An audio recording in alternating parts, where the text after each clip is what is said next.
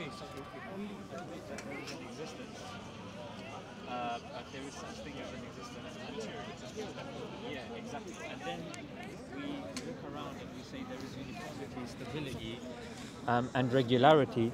Therefore, does it not follow that there needs to be an existence that that has formulated this uniformity? So, what would you say? How do we get this uniformity, regularity, and stability then? I would go back and say it's, they have their inherent properties and they follow their What has physical. So, say a proton has a positive charge because it's inherent properties, and because of say the strong nuclear force, that's what holds positive protons together. Yes. And then an electron is a negative charge, so they're attracted together and it spins around. So that's factors that are inside them. Right. Now you could say something may have given them that, but I think you need to demonstrate that there was the evidence that something did give them that. I think the mere fact that there is uniformity, regularity, and stability, I think presupposes that there needs to be some sort of intelligence that's there. Otherwise, what would you say is the other option? The other option, because we haven't really seen any evidence for this intelligence, is to say that some forms of matter and energy could have existed forever and they have their inherent properties. And well, you keep using the word inherent. Yeah. So to break down inherent, it's something that a thing just has. Yes. Yeah. Just has. So don't you think that's a bit of a cop-out, saying that, okay, this is a property, it just has that property. But when it comes time to explain it, you're just stopping at that. I'm stopping at that until I can find some evidence that shows why it has that. Okay, brilliant. So have you heard of the contingency argument? Yep. It's okay. Another first cause argument, contingency, calam. Yeah. So first cause arguments, and the problem they all go back to a first cause, and then they don't tell us anything more about the cause. So okay, brilliant. So you're fine with believing that there is a first cause? Yes. Yeah. But then your issue is the jump into to go from the first cause, the necessary being, into somebody's deity. That's too much of a jump. This is not shown. Okay. The universe being one way and not another way. Yeah. That's the Ghazalian argument of the first cause having a will. The fact that the universe is one way and not another way. That shows that he has a will. Showing that. You need to, sorry to interrupt, because before you go too far down, you need to show that it could be another way. So we only have one universe. Yeah. We only have one set of variables. We have one data set, and you only have one data set. Yeah. You can't extrapolate to look at alternatives because you don't know whether those alternatives are possible. And even if you did find a way, like a theoretical way of altering variables so that you've got a different universe, it's quite possible a different life form may evolve from that. But the fact that you're saying the fact that you're saying possible, referring to probability, and probability varies, isn't it? And probability itself is a spectrum, and you can have different increments. Like now, we have our universe fine-tuned in a certain way. You got the Goldilocks zone and so on. Like you said, the nuclear strong force and the weak force and the electromagnetic forces. Fine-tuning is different. Fine-tuning implies an active fine-tuning, whereas to say that we just live within a habitable zone, what I usually describe as have you heard of Douglas Adams' puddle analogy? I think I did, but just remind me. Sure.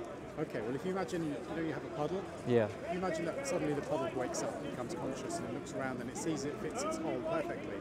Yeah. The puddle could think that the hole was designed for it, whereas in fact the puddle was formed after the hole. So the puddle fits the shape of its hole because it came later.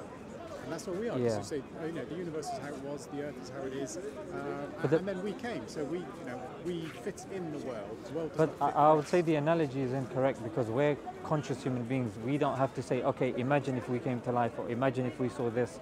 With the puddle, the analogy is somewhat different. It's not conscious. It's imagine that it is. Because I think it's a Okay, well, we are conscious. So let's say we are conscious. Yeah. And we are on this world. It's not a coincidence that this world suits us. Because if it didn't suit us, we wouldn't be here. So we are here, and we came after the earth was formed. So we evolved to fit the Earth. The Earth didn't evolve to fit us. Okay, how can you prove that it's in fact that way around and not the other way around? I would argue it's the other way around. How? The fact that everything has been fine-tuned for us, and then that links back to the first cause, the fact that there is a will, the fact that we have been created and What's your evidence that it's been created for us, Yeah. rather than we evolved to fit?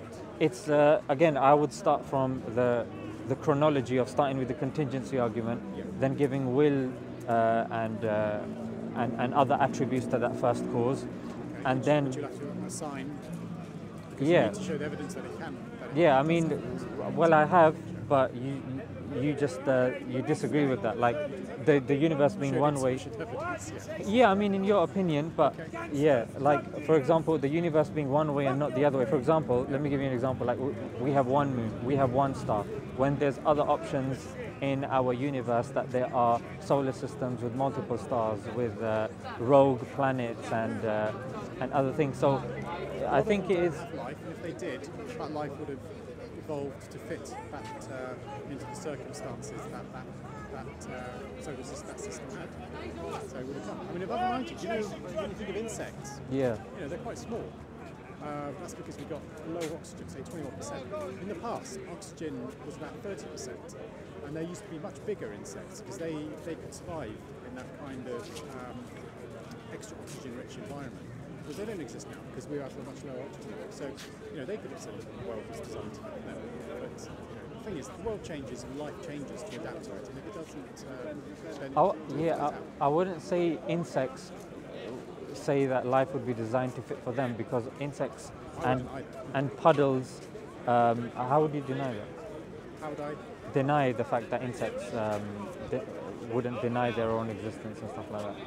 Oh well, I'm assuming insects don't have consciousness, don't have the mental faculties to Yeah. postulate their own Oh, I existence. thought you meant to say the opposite, that they do have those. No, they don't. capacities. I don't think so. No. Okay. They're conscious and that they're aware of their surroundings and Yeah. how to source food and stuff. Yeah. Whether they think of the deeper meanings in life, I think they don't have. I think Ehsan, what's interesting here is, as you've just admitted, as human beings, we have consciousness. We question our existence. Our role, or us as species, we are different to say a puddle that was suddenly given the ability to question or say an insect. They've got a much more powerful brain. Yeah, exactly. So I would say to compare ourselves to say an insect, or to compare ourselves to a puddle, I don't think does justice, because as human beings we're much more complex organisms, and to assume us being designed, because of course as Muslims we believe we are vicegerents of God on this planet. We have a role, we have a purpose. There's stuff that we're responsible in doing. Yeah, that's the theology. Yeah, that's what we believe. So, comparing that to an ant, which you've admitted that that's not the case. I'm just giving the example of how life changes to fit the environment. Yeah. So, why would you say there is something rather than nothing? Something rather than nothing. Well, Yeah, something. Let me just add a little caveat to that. Something, i.e., intelligible, something that we can understand. So, why is there something, i.e., the universe as we know it, as we can understand it, rather than nothing? Because matter exists, so matter forms in various structures.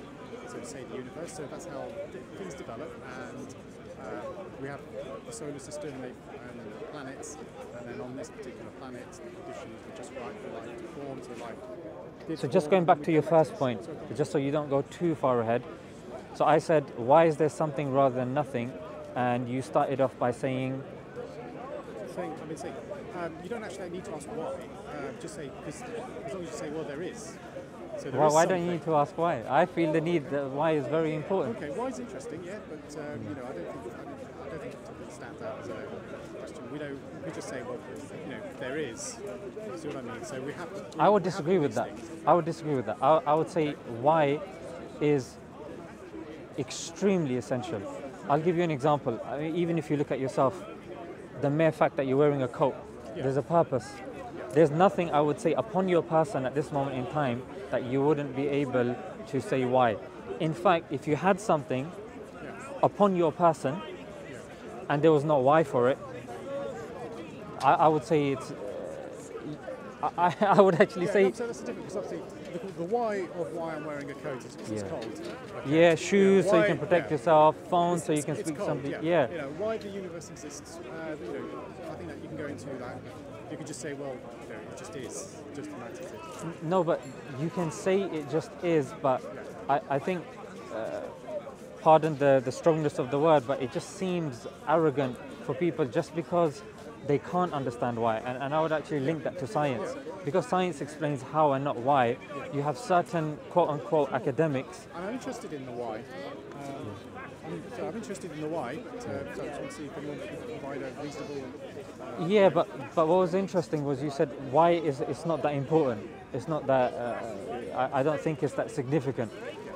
But I think you could say I haven't heard anything convincing about the why. I don't know much about the why. Yeah. That's why I don't go into it. But to disregard it, like you've got the likes of Professor Atkins and even I think to some degree Stephen Hawking, yeah, where just because I would even argue that they follow a branch of science called scientism. Yeah, scientism. That. That's often, you know, it's labelled as a criticism, but... Yeah. I mean, you got the likes of Dawkins saying that. I mean, other people don't necessarily have an issue with that. Just because Dawkins does. I mean, I don't think he holds a monopoly over over the scientific community or the atheist. I'm interested in. I know it can't answer every question. Yeah. So again, why do you think, without any biases, do you think that there is something intelligible rather than nothing? Intelligible. Yeah, intelligible, i.e., understandable, that we can understand it. We can understand. I mean, we can make sense of our surroundings because we have. And why? Why though? Why? Yeah. We can make sense of it because we've got an evolved brain. We're a highly intelligent species. We've been selected to. We've been quite a successful species. We've colonised most of the planet. We can make tools. So we're intelligent. So because we're intelligent, we can take in facts from the surroundings, the environment, and we can learn and we can. I think you made a big jump as well. When I said why is there something rather than nothing, you immediately jumped to the fact that we have a brain and we're able to understand what's going on.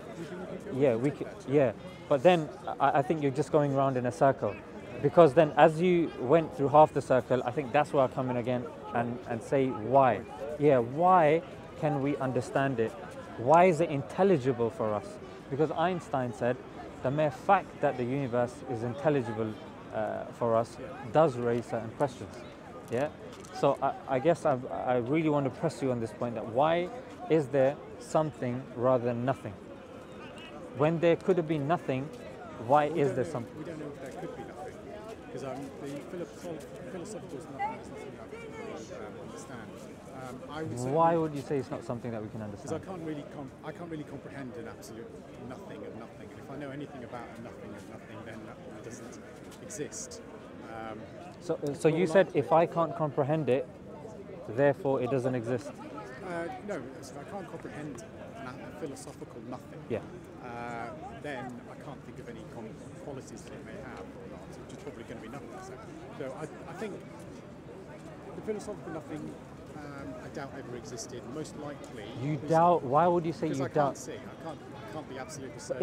Isn't that subjective? Because I can't see it happening, therefore it didn't exist. No. What I'm saying is I can't see it happening, so I can't comprehend any qualities on it. I can't say for certain that there never was. Yeah, you can't say for certain, exactly. Because I can't say for certain there never was, but I can't see. Why do you think that is, though? Don't you think that's logical to assume that there is such thing as nothing, or do you believe that something existed forever? I think I go by I think the most likely, from my understanding of physics, is that there was a quantum environment at some stage. So that's quite likely that you had, say, the observable universe didn't really go down to the Big Bang, and then all we know now is what happened at Planck time, which was just slightly after the Big Bang. Everything we know is from that stage onwards. And there are theories of universe, multi-universes. There's no evidence for multiple universes. Well, there are some physicists who are interested in it. There's no evidence for beyond that. my level of capability to talk about all of those. Yeah. All I know is what happened was from Planck time onwards. Yeah. And it's quite possible, because we know that matter and energy are interchangeable, can't be destroyed. Yeah. It's quite possible matter and energy in some form existed forever. Right.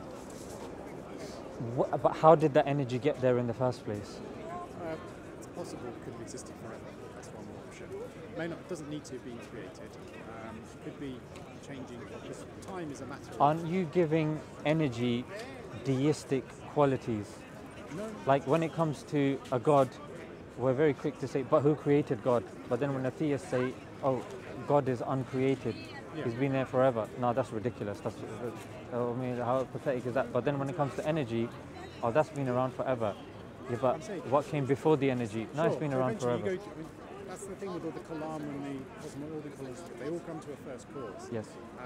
And then they will say, so what's before that? And then you eventually have to stop and say, well, that first cause must have been there forever. But then the difference, Ihsan, with us is we make a distinction between necessary and contingent. Yeah. With the energy, is that contingent or is that necessary? I'd say it's necessary. Because how else? I mean, it could be different. All we know is, we know matter and energy can be interchangeable.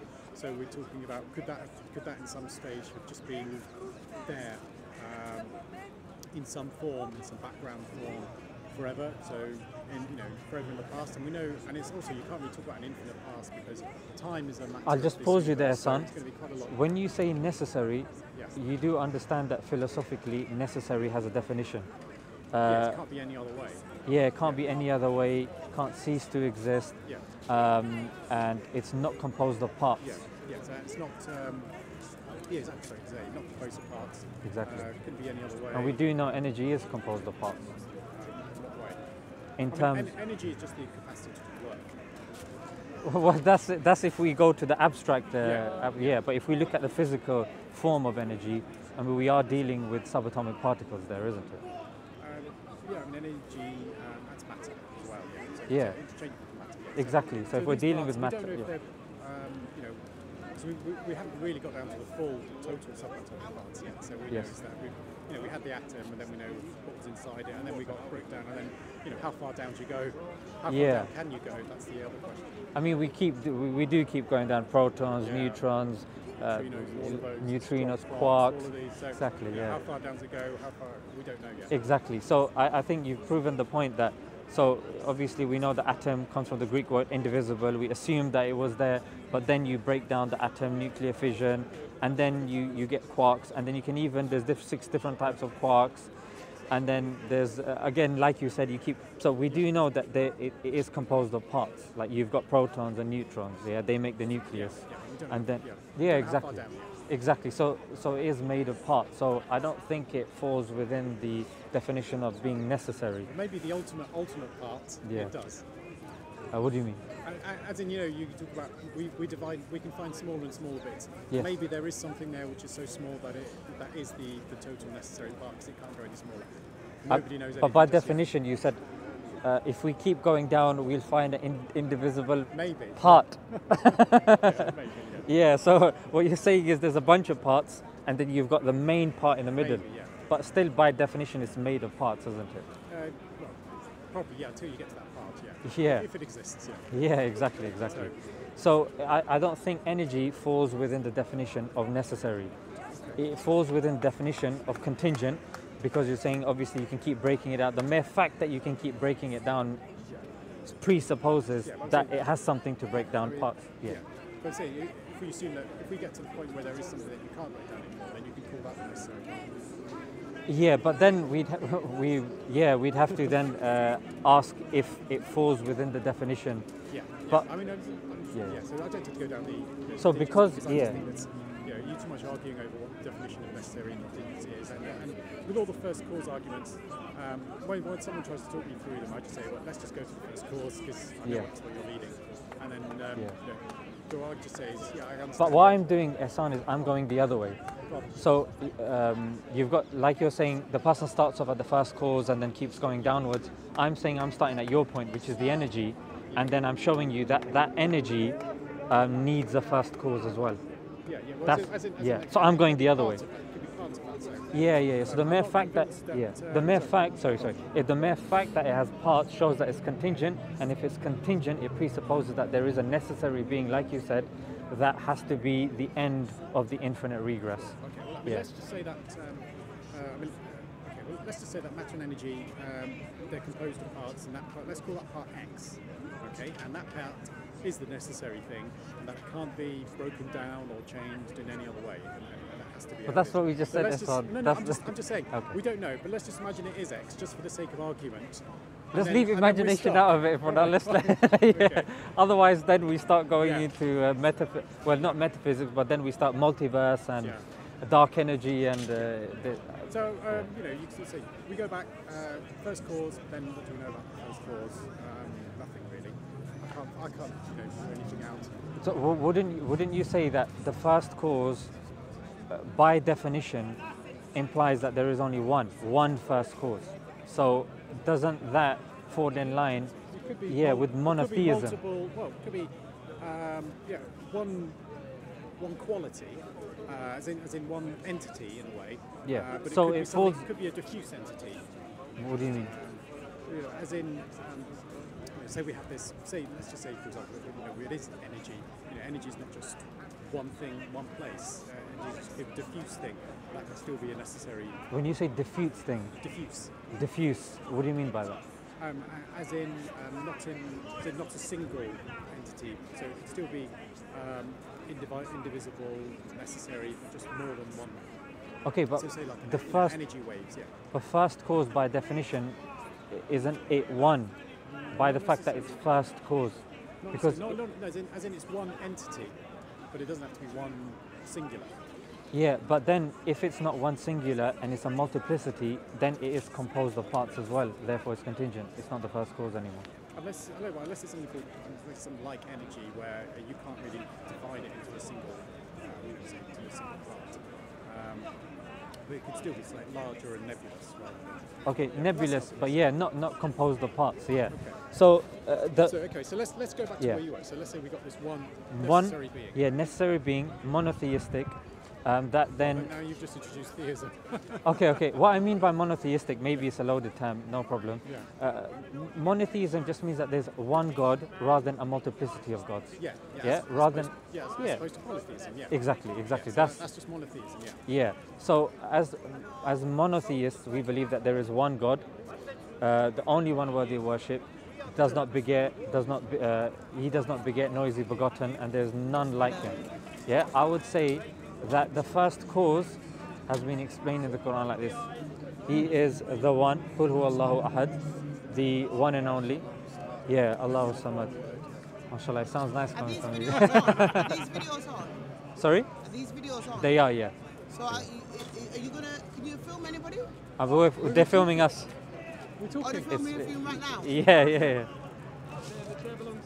No, Yeah. I'm not going nowhere. I'm not leaving the Yes. Do you know the definition of Surah Ikhlas? Yeah. I know all of that. Yeah, excellent. So we say that those are the qualities of the first necessary being. You can use rationality to associate that with the first being. Anything otherwise, like polytheism, or like Spinoza's God, and So I think we've gone too far of a jump from necessary being to theism. That's the next step. That's why I'm not sure how you.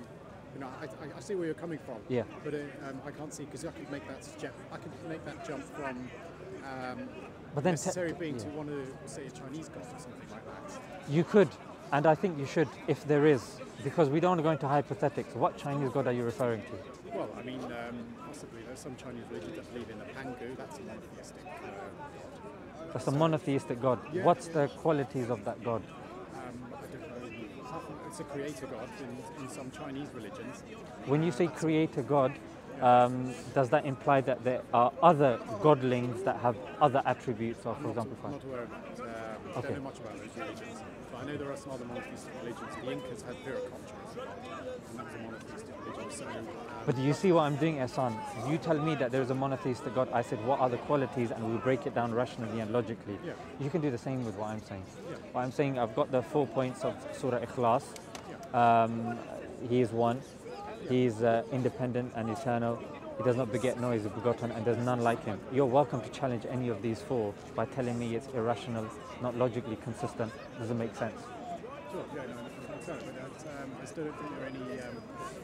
So I said we've gone too far a jump from, say, unnecessary being to a God, and then you bring up your own scriptures, which there are problems with scriptures. Okay, Hassan. So, all right. Maybe I'll just break it down even more in the middle. What I'm trying to say, Hassan, is that I'm saying that these 4 things from the scripture, let's just say whether it's from a scripture, if you have a problem it being from a scripture, it could be from somewhere else. That's the 4 criteria given. Like, for example, if I present a syllogism to you, like the first syllogism that I posited, you claimed that the third one was a big jump, but that's logically inconsistent, because the only way you can attack a syllogism is by attacking the premises, which you weren't able to. So I would say the same thing here. So if I'm presenting something, I'm saying that these are the attributes that are logically consistent with the first cause. Now, if you're saying that it's logically consistent with a Chinese one or another one, Because you said, you said you're an SUV, so what was it? So, always existed, one, doesn't produce? Doesn't beget, noisy begotten, everlasting and eternal, and there's none like him. Okay, yeah, so unique, eternal, never created, doesn't beget or produce, begotten, beget. So, those are things that can be applied to lots of things. And then even if I accept those, it's still a jump to deism. Why would you say it's a jump? Because to say it's a jump to deism, then you're talking about something, you're talking about conscious will, power, and ability to think and influence, and that's still a jump. Influence, what do you mean influence? Where have you got that from? As in, because if you have a God, then you're talking about omnipotent, omnipresent, omniscient. That's too far a jump to go from unnecessary being, unnecessary entity. So omnipotent, all-present, and everlasting, yeah? The same properties that are given to energy. Well, no, because energy does have omniscience. What do you mean by omniscience? Omniscience, ability, like a conscious thought. That's not what omniscience means, does it? All-powerful thinking. Okay. So all-powerful and everlasting. Yeah. Is that what you're saying? But isn't energy? Wouldn't you say energy is given something like? It is given that omniscience. That it is all-powerful. That everything breaks down to energy. It can't be destroyed. Should we look it up? Yeah. So omniscience. Because I would argue that that is what's attributed to energy.